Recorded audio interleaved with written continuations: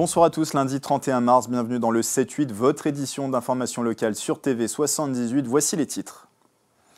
La plateforme Inoé de Vernouillet, qui traite les déchets liés au bois, est touchée par un incendie. Les pompiers ont été mobilisés sur place tout le week-end. Et nous le venons de l'apprendre, le feu est désormais maîtrisé. Pas de toxicité dans l'air causée par le dégagement de fumée, affirme la préfecture, même si un collectif d'habitants remet en cause cette version. Jusqu'au 29 mars, c'était la semaine de la presse. À cette occasion, les élèves du lycée Saint-Exupéry à Montigny-le-Bretonneux ont travaillé sur les médias. Ils ont pu même échanger avec 3 journalistes de France Télévisions et Radio Classique. Retour.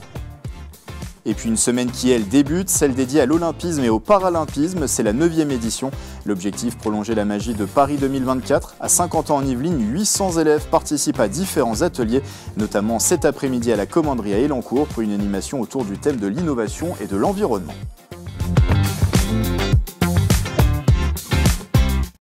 Nous l'avons appris il y a quelques instants, la situation a été maîtrisée dans le courant de l'après-midi. Vendredi, l'usine de traitement des déchets végétaux Inoé a été touchée par un incendie.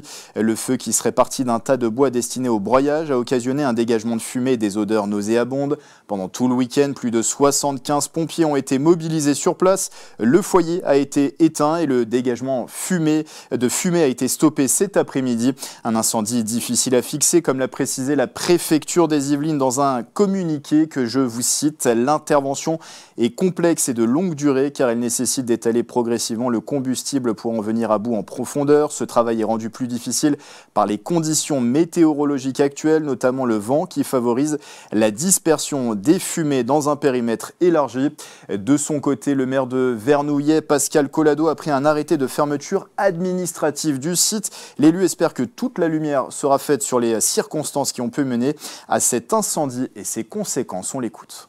Je me retrouve dans une autre situation, c'est-à-dire qu'on a un site potentiellement qui a subi des dommages et donc j'ai pris ce matin un arrêté de fermeture du site. On a une réunion demain matin sous l'égide de la sous-préfète qui s'est mobilisée également toute la journée d'hier avec l'exploitant, les services de l'État pour prendre les dispositions. Très clairement, mon souhait et ma volonté et ma position est que ce site ne reprenne pas son activité sur le site sur Vernouillet. La préfecture des Yvelines, en tout cas, l'affirme. Aucune toxicité n'a été relevée dans l'air suite à l'incendie et au dégagement de fumée. Elle précise dans son dernier communiqué que des relevés réguliers de la qualité de l'air ont été réalisés autour du site depuis vendredi. Je vous cite la suite de ce communiqué de presse. Les résultats n'ont pas fait apparaître de danger pour la santé des habitants compte tenu de l'intensification des opérations d'extinction sur le site et de l'évolution des conditions météorologiques. Dans les prochaines heures, le niveau de concentration de particules fines dans les fumées peut conduire à prendre des mesures de précaution pour les personnes à risque, une version que conteste Respire 78 depuis 2023. Ce collectif d'habitants et de riverains de l'usine Inoé alerte justement sur les pollutions engendrées par la plateforme qui est située à Vernouillet. Et depuis vendredi, elle affirme que plusieurs habitants des environs sont touchés par des symptômes notamment respiratoires.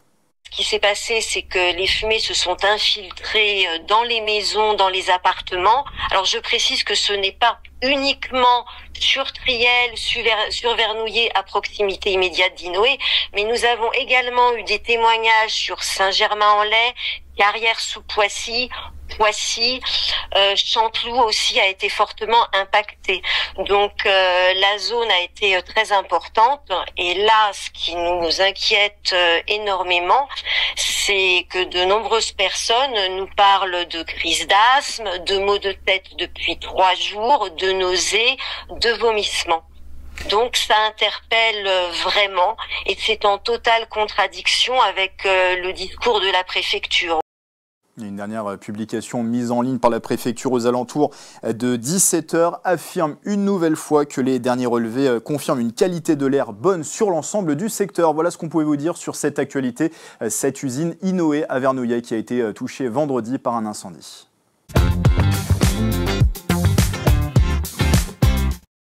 Dans le reste de l'actualité, notamment cette bonne nouvelle pour le lycée Hoche à Versailles. Il a été retenu avec 4 autres établissements proposant des classes préparatoires pour bénéficier très prochainement de travaux d'accessibilité. Installation notamment de rampes d'accès, d'ascenseurs et de sanitaires adaptés. Ce chantier a été confirmé avec la signature d'une convention dans le cadre du plan d'urgence des lycées d'Île-de-France. La région compte investir dans ce plan 6,6 milliards d'euros d'ici 2027. Au collège lycée Saint-Exupéry à Montigny-le-Bretonneux, les élèves de première ont été éduqués aux médias. Ils ont travaillé sur le sujet à l'occasion de la semaine de la presse qui se tenait jusqu'au 29 mars. Ces lycéens ont notamment reçu des journalistes de France Télévisions et Radio Classique. Notre reportage avec Mélanie Poquet. Qui parle? Quel est son métier? Alors, est-ce que c'est un présentateur, un économiste, un éditorialiste? Comparer le traitement d'une information par 2 médias différents, c'est le but d'un atelier suivi par ces élèves de première à Montigny-le-Bretonneux. Ils participent à la semaine de la presse. C'est toujours très important de comprendre la véracité des propos, parce que des fois on sait qu'on peut tomber sur des propos totalement faux, parfois de grosses diffamations. Et c'est important de ne pas se laisser influencer ou manipuler par des gens qui, eux, ont envie de nous influencer par rapport à des avis politiques ou d'autres domaines. Professeurs documentalistes, professeurs de mathématiques, toutes les matières sont mises à profit lors de cette semaine, surtout pour sensibiliser. Ce qui est très important, c'est de leur donner l'esprit critique. Maintenant, avec l'IA qui est arrivée dans l'enseignement, les élèves n'ont pas toujours le sens critique sur ce qu'ils vont chercher sur l'intelligence artificielle. Donc nous, on est là maintenant pour les éduquer à ces nouvelles sources et leur faire comprendre qu'ils doivent avoir un regard sur ces sources, qu'elles doivent être pertinentes, fiables, actuelles, sinon ils ne peuvent pas l'utiliser. La mission, c'est pendant 6 minutes essayer d'attirer l'attention du début à la fin, ce qui n'est pas forcément... Sur 6 minutes, c'est très long. Un deuxième temps où les rôles sont inversés, des journalistes de médias nationaux sont venus répondre aux questions des lycéens et professeurs. Claire Sergent travaille à France 2, Marc Bourreau et Éric Mauban pour Radio Classique. Je leur ai demandé qu'est-ce qui leur a poussé à devenir journaliste, si c'était vraiment ce qu'ils voulaient faire ou alors c'était vraiment un hasard. Et j'ai demandé si c'était déjà fait voler des informations. On avait préparé le sujet déjà avant, on nous avait demandé comment s'informer et ça fait toute la semaine qu'on prépare l'arrivée des journalistes. Études, déroulé d'une journée, particularités et avenir de leurs médias, les professionnels ont partagé leur quotidien. Ça nous pousse un peu à nous remettre en question sur notre boulot, même nous demander est-ce que la télé ça sera toujours là, est-ce que la radio ça sera toujours là, comment vous vivez l'intelligence artificielle, les fake news, c'est quoi être un journaliste indépendant? Je trouve qu'ils suivent plutôt bien l'actualité. Ils sont très au fait des réseaux sociaux, mais c'est aussi les futurs auditeurs, les futurs téléspectateurs des médias. Donc c'est très important qu'il y ait cet échange et que les médias traditionnels prennent la mesure des évolutions des pratiques. La 36e semaine de la presse s'est déroulée cette année du 24 au 29 mars. Un thème, où est l'info? Elle concerne tous les établissements de la maternelle aux classes préparatoires. Allez, on ouvre une page sport dans le 7-8.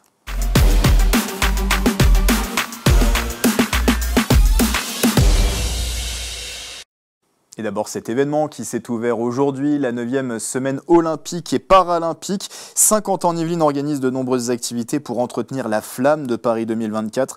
Pour ce premier rendez-vous post-JO, 22 ateliers sont organisés sur 5 sites du territoire tout au long de la semaine. Au total, 32 classes, 739 élèves vont participer à cet événement. Coup d'envoi de cette semaine donc, qui s'est déroulé ce lundi après-midi à la commanderie à Elancourt. On écoute l'une des organisatrices au micro de Michael Elmidoro qui nous présente les temps forts de cet événement.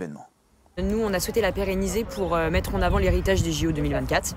Donc là, on a une première journée aujourd'hui, ici même à la commanderie des Templiers, avec un thème sur l'innovation et l'environnement. Demain, donc, on sera au Centre Sportif Europe, à Elancourt. Et là, on aura un thème plutôt Los Angeles 2028, donc avec des activités nouvelles des prochaines Olympiades, comme le flag ou bien le baseball.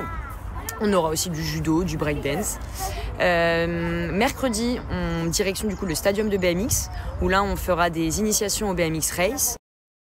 Et on termine avec quelques résultats. D'abord, la mauvaise série qui se poursuit pour les handballeuses de Montigny-le-Bretonneux. Défaite ce week-end 34-19 face à Ambre dans le cadre de la 17e journée de National 2. Les Igny-Montaigne qui n'ont plus gagné depuis le 18 janvier pointent à la dernière place au classement. Allez, on va terminer tout de même sur une bonne note avec en basket la victoire de Poissy dans le championnat de National 1. C'était la 19e journée, victoire 105-101. C'était sur leur parquet face à Charleville-Mézières. Les Pissiacais sont 7e sur 14 de la poule B de National 1. Voilà, c'est la fin du 7-8. Merci de votre fidélité. Très belle soirée sur TV78.